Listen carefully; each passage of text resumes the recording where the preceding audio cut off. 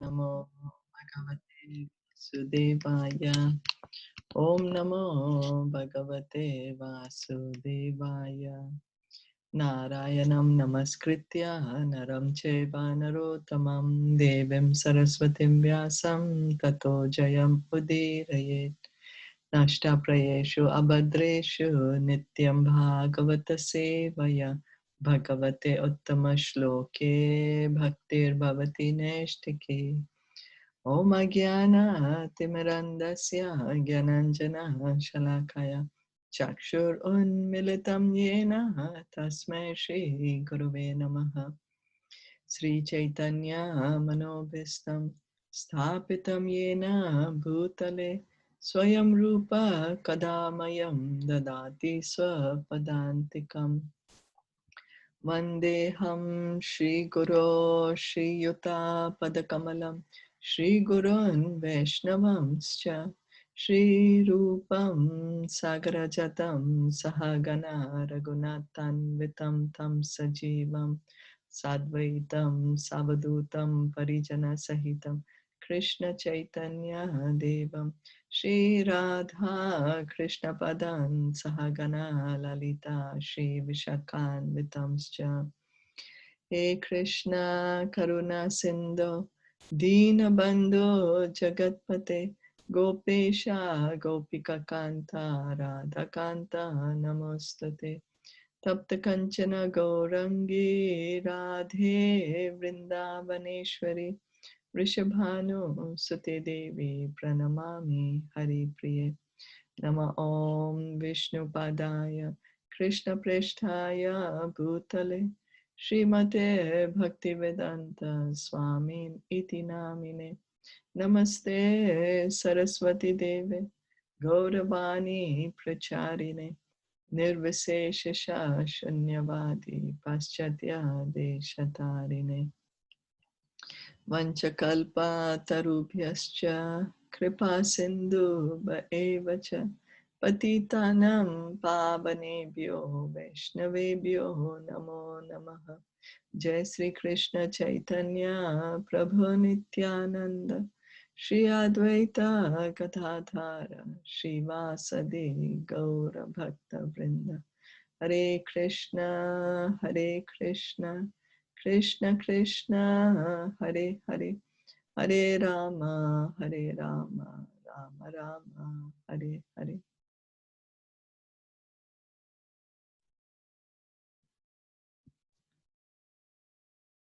Today we'll read from Srimad Bhagavatam Canto 2, text, chapter 8. We are on text 27. Sutavacha Sa Upaman Tritorajna Kathayam Iti Satpatehe Brahmarato Brasham Prito Vishnu Ratena Samsade.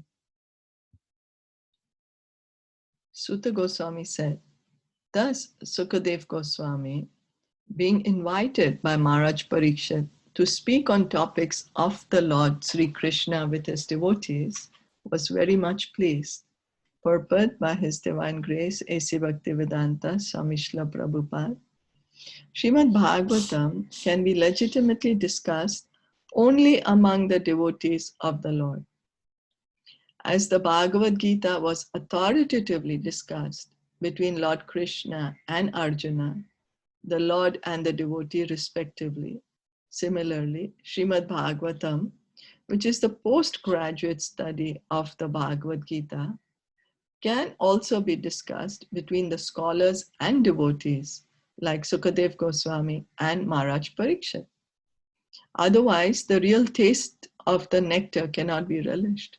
So this is very important point, because there are many professional speakers who like to speak on Bhagavatam, but they don't touch the spirit of Bhagavatam at all. They completely negate the position of Sri Krishna, as the object of our love, as the object of our devotion. So that's the reason Srimad Bhagavatam can be understood properly when we are hearing it from the parampara. as the devotees understand it. Sukadev Goswami was pleased with Maharaj Parikshit because he was not at all tired of hearing the topics of the Lord and was more and more anxious to hear them on and on with interest. Foolish interpreters unnecessarily tackle the Bhagavad Gita and Srimad Bhagavatam when they have no access to the subject matter. There is no use in non-devotees meddling with the two topmost Vedic literatures, and therefore Shankaracharya did not touch Srimad Bhagavatam for commentation. In his commentation on the Bhagavad Gita, Shilpa Shankaracharya accepted Lord Krishna as the Supreme Personality of Godhead. But later on, he commented from the impersonalist view. But being conscious of his position, he did not comment on the Srimad Bhagavatam. So Shankaracharya, he's an incarnation of Lord Shiva, and he came here. It was his service to delude the atheists into impersonalism. It was his service that people who did not want to know Krishna, to give them the faith, yes, Krishna is just light, God is just light. It's because that was their desire. Because Krishna does not like to be known by people who don't want to know him. But Shankaracharya, towards his later teachings, he also said, Bhaja Govindam, Bhaja Govindam, that just pray to Govinda, O foolish people. He said that, but his followers did not follow him in that instruction. But Shankaracharya, he did not comment on Srimad Bhagavatam, because in Srimad Bhagavatam, every word, every verse is glorifying the Supreme Personality of Godhead, Sri Krishna. So there is no way that people can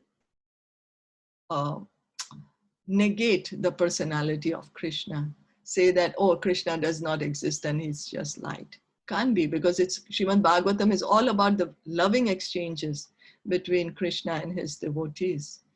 And so, there are some professional speakers who try to speak on Bhagavatam, but then they make Krishna as an object of our enjoyment, that, oh, they try to make Krishna as an ordinary hero of a novel, and that we can imitate them. But that's not the true spirit of Bhagavatam. Krishna is a Supreme Personality of Godhead. We are his tiny, tiny parts and parcels. We are connected to him in loving devotional service. Loving devotional service. He's the object of our devotion. He's the object of our love. And we are meant to serve him. That is the mood of a devotee, which the professional speakers do not convey. And that's the reason there is no change in the heart of the people who listen from the professional reciters. Srila Sukadev Goswami was protected by Lord Krishna by Brahma Vaivarta Purana, and therefore he is known as Brahmarata, and Sriman Parikshit Maharaj was protected by Vishnu, and thus he is known as Vishnu Rata. So somebody who's protected is called Rata. So then Parikshit Maharaj, because he's protected by Lord Vishnu, he's known as Vishnu Rata. And then Sukadev Goswami was protected by Lord Krishna by the Brahma Vaivarta Purana, and therefore he's known as Brahmarata. As devotees of the Lord, they are always protected by the Lord.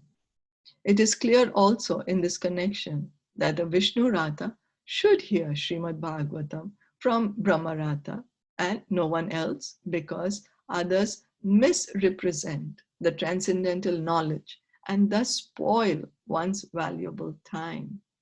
So if we want to know actually the truth factually, we should hear it from the devotees in the parampara system, so that our faith is not misplaced and our time is not wasted. We can know the truth factually. The same way, same. If we want to know, for example, if I want to know about some particular subject matter, I need to go to the expert for that. I can't say, oh, I'm going to go to my friend or neighbor. They are very nice and kind to me, but they have no knowledge of that subject. They will just say, oh, I think according to me it should be like that, and according to me it should be like this, you know. But if I want to know the truth, I have to go to the authority. It can be for any material subject also, you know, anything that we want to know. So we should go to the expert. So the expert in devotional, the expert of transcendental knowledge are the devotees, because they know Krishna. So we need to hear from them, the devotees who are coming in the parampara system. Is that okay? Yes. Sorry, text 28. Praha Bhagavatam Nama Puranam Brahma Sammitam Brahmane Bhagavad Proktam Brahma Kalpa Upagate. He began to reply to the inquiries of Maharaj Parikshit by saying that the science of the personality of Godhead was spoken first by the Lord himself to Brahma when he was born.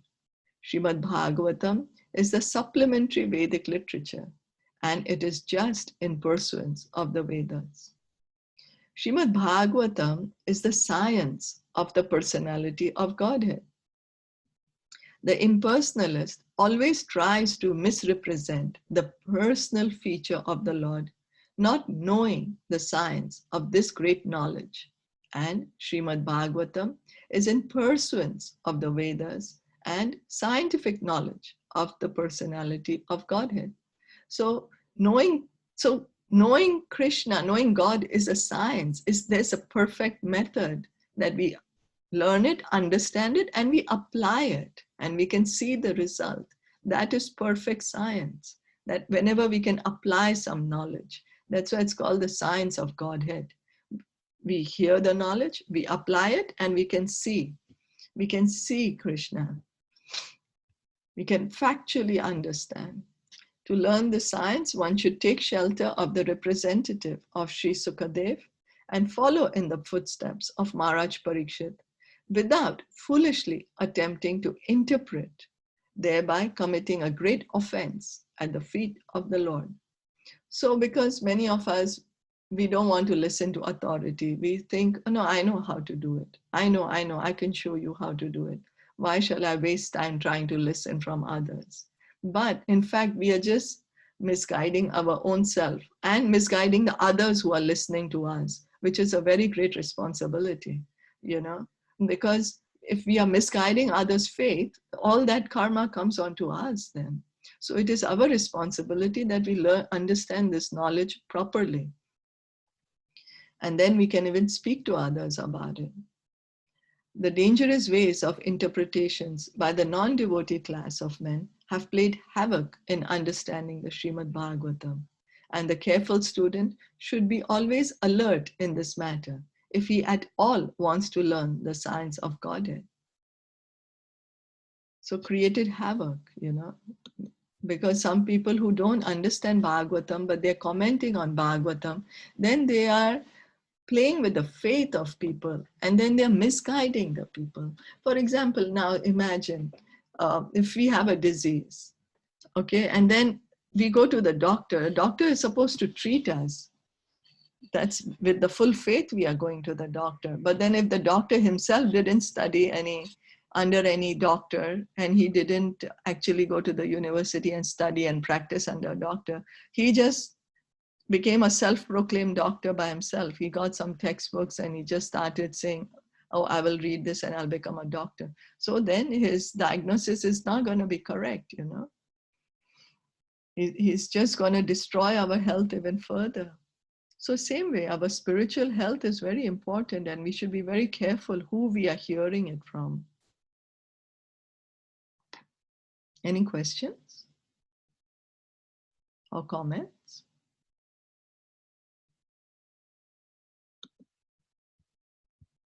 No, then we can go to the No, all clear. all clear. We go to 29. Yattat parikshit rishbha pandunam anuprachati anupurvayena tatsarvam akhiyatum upachakrame. He also prepared himself to reply to all that King Parikshit had inquired from him. Maharaj Parikshit was the best in the dynasty of the Pandus, and thus he was able to ask the right questions from the right person. Maharaj Parikshit asked many questions, some of them very curiously, to know things as they are. But it is not necessary for the master to answer them in the order of the disciples' inquiries, one after the other. But Sukadev Goswami, experienced teacher that he was, answered all the questions in a systematic way as they were received from the chain of disciplic succession. And he answered all of them without exception.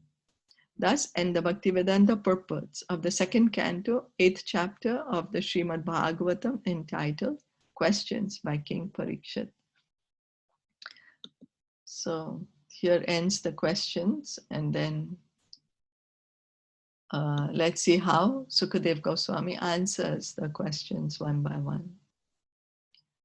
Chapter 9, text 1. Shri Shukovacha Atma Mayam Rite Rajan Parasyano Bhavatmanaha Na Ghat Tetartha Sambandha Swapna Drashtur Ivanjasa. Sri Sukadev Goswami said, O king, unless one is influenced by the energy of the Supreme Personality of Godhead, there is no meaning to the relationship of the pure soul in pure consciousness with the material body. That relationship is just like a dreamer's seeing his own body working. Maharaj Parikshit's question as to how a living entity began his material life, although he is apart from the material body and mind, is perfectly answered. The spirit soul is distinct from the material conception of life, but he is absorbed in such a material conception because of being influenced by the external energy of the Lord called Atma Maya. This has already been explained in the first canto in connection with Vyasadev's realization of the Supreme Lord and his external energy. So Parikshit Maharaj was asking that, okay, the soul is separate from the material body, is his spirit. Then how come it's becoming so entangled in the body, thinking that it's the body and the mind? So Sukadev Goswami is saying is because of the influence of Maya Shakti. This Maya Shakti, the external energy is controlled by the Lord, and the living entities are controlled by the external energy by the will of the Lord. Therefore, although the living entity is purely conscious in his pure state, he is subordinate to the will of the Lord in being influenced by the external energy of the Lord. So what happens is the living entities who say, okay, Krishna, I don't want to do anything with you. I'm not going to listen to you. I don't want to be with you. So then we are put in this material world, right? Now, there is no place where we can be where there is no Krishna's influence, because everything belongs to him. Everything is his energy.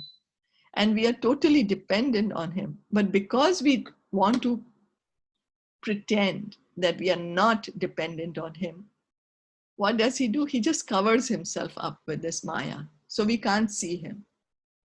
And then we start thinking, okay, I'm independent. Actually, we are not. Factually, we are not. We can never be independent of Krishna.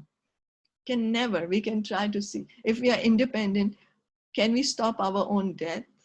No. I will say I'm going to live eternally in this body. I'll be kicked out of this body at some point or the other. We are not independent of Krishna, but because we don't want to know him, he just covers himself with Maya. And so like that. So then we think, okay, now I'm under the control of Maya. I'm under the control of these modes of nature. you know. So this is what the whole thing is all about. So in the Bhagavad Gita 15.15, also the same thing is confirmed. The Lord is present within the heart of every living entity, and all the living entities' consciousness and forgetfulness are influenced by the Lord. Yeah, He's the Paramatma in everyone. He is giving us remembrance, knowledge, and forgetfulness. So how we are independent about than Him, you know? Actually, we are not independent than the Lord. We are totally dependent on Him. It's like the child, he wants to drive a car, so the father puts him on his lap and then puts the child's hand on the steering wheel, and so the child thinks, yay, I'm driving the car.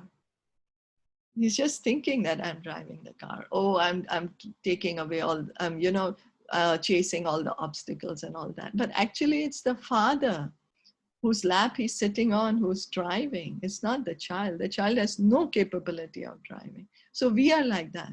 We have no capability of being independent, but we are just pretending. We are just thinking that we are. Because our ability, Krishna says, I'm the ability in man. I'm the strength of the strong. I'm the intelligence of the intelligent. Then he also says that I'm sitting in everybody's heart, and from me comes knowledge, remembrance, and forgetfulness. So all the abilities Krishna is giving us, then how we are independent than him, you know. So reading on. Any questions or comments?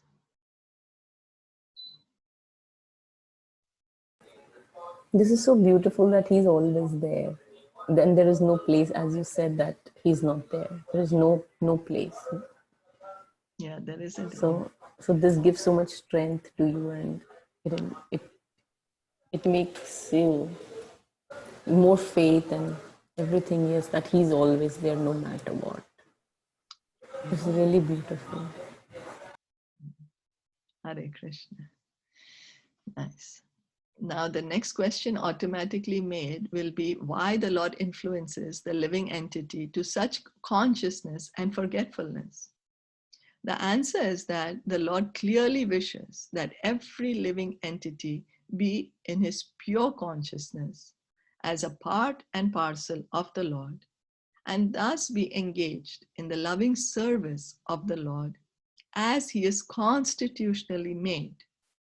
But because the living entity is partially independent also, he may not be willing to serve the Lord, but may try to become as independent as the Lord is.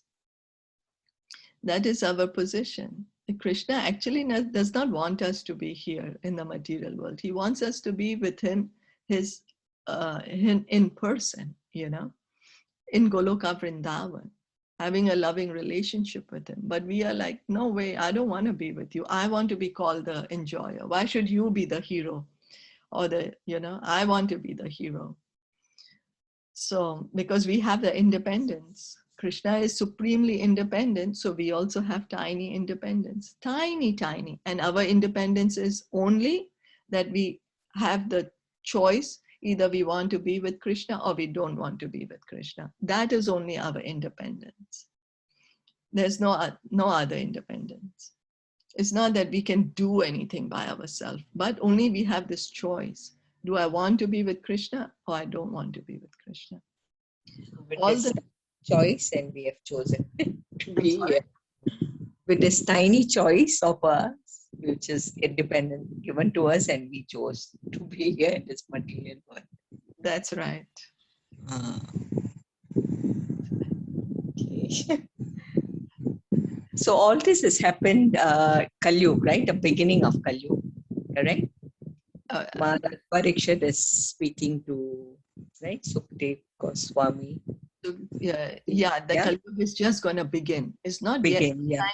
It's kind of like, Dwapar Yuga ending, Kali Yuga, like somewhere. Because Krishna left, no, end of Dwapar Yuga. Yeah. So it's the beginning, correct? Yes, that's right. There's a Kali Yuga asked, no? Like, give me a place where can I? Oh, yeah, that's right. Yes. Beginning of Kali Yuga. Yeah. So then all the non-devotee living entities are desirous of becoming equally as powerful as the Lord, although they are not fit to become so. You see, we want to become Krishna. We all want to become very powerful, but we do not have the capability and capacity. But we just delusion ourselves in thinking that we have. It's just in our mind, we think we are like that, you know. But by our actions, any sane person can know that no, we don't have the capability or the capacity. We are not God. We cannot stop anybody from dying. You know, if we were God, we should be able to do that. So the living entities are illusioned by the will of the Lord because they wanted to become like him. Like a person who thinks of becoming a king without possessing the necessary qualification, when the living entity desires to become the Lord himself, he is put in a condition of dreaming that he is a king. So right now we are just dreaming. We are thinking we are powerful. We are thinking we are independent. I can do anything I'll do. Who is God? You know, I am God. That's just our illusion, what we are thinking. Therefore, because we are actually so tiny, we are insignificant, you know, tiny, 1/10,000, the tip of a hair. That's our size. So our qualities are also to that tiny degree, you know. It's just because we have such a big body, our false ego is so big. So therefore, the first sinful will of the living entity is to become the Lord. And the consequent will of the Lord is that the living entity forgets his factual life and thus dream of the land of utopia, where he may become one like the Lord. So we desire that we want to become God. So he said, okay, you want to? So I'll put you in this creation, in this material world, where you will actually think you are God. You will forget that you are a part and parcel of me. The child cries to have the moon from the mother, and the mother gives the child a mirror to satisfy the crying and disturbing child with the reflection of the moon. Similarly, the crying child of the Lord is given over to the reflection, the material world, to lord it over as karmi and to give this up in frustration to become one with the Lord. Both these stages are dreaming illusions only. So because we insisted, so Krishna put us in this temporary material world, and our illusion, what is the illusion? That we are thinking we are separate from Krishna, that we are the body, that we are the controller, we are independent of Krishna. So then then we get into the cycle of action and reaction of karma. But what happens when we are doing the karma? We are thinking we'll enjoy, but we can see no matter how much we try to enjoy our senses, we are still suffering. So then what happens? We get frustrated. And in that frustration, then some people say, I don't want this material body. I don't want to have a separate existence. I'm going to merge inside the body of the Lord. I don't want to exist anymore. That's the impersonalist. That's because it comes from frustration that I don't want to exist anymore. But both these stages are dreaming illusions only. There is no necessity of tracing out the history of when the living entity desired this. But the fact is that as soon as he desired it, he was put under the control of Atma Maya by the direction of the Lord. Therefore, the living entity in its material condition is dreaming falsely that this is mine and this is I. The dream is that the conditioned soul thinks of his material body as I, or falsely thinks that he is the Lord and that everything in connection with that material body is mine. Thus, only in dream does the misconception of I and mine persist life after life. This continues life after life as long as the living entity is not purely conscious of his identity as the subordinate part and parcel of the Lord. So till the time we do not come to the point that I am not this body, I am an eternal soul, part and parcel of Krishna, we are going to be continuously living in this material world, which is compared to a dream. It's compared to a dream because it is temporary. It is not factual. We are right now here in this material world. We are here. It's not that we are not here. This material world is for sure real. It's not false, like some people say. No, it is real. But we thinking that we are the body, that is false. That identification of the body is false. Then we thinking that this is my body and all these family members are my family members, all the possessions that I have are mine. That is what is false. That is the misconception. In his pure consciousness, however, there is no such misconceived dream. And in that pure conscious state, the living entity does not forget that he is never the Lord, but that he is eternally the servitor of the Lord in transcendental love. So our pure state, so you see, service is a symptom of love. We love Krishna so much, actually. We actually love him. And that's the reason we want to serve him. Because we can see even in the material world, the people we love, we want to serve them. Automatically, we want to do things for them, make them happy, please them. Oh, my son will like to do this. Or my spouse will like this, let me do this. Or my daughter, or my parent, or my, friend, somebody who's dear to us, we automatically want to serve them. So same way, because we love Krishna so much, he is our dearmost object of love. And so our original natural position is to serve him.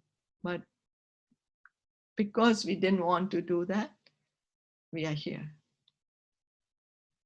in this material world. Is that okay? Yes. Yes. Yeah. So we can stop here today. Yeah.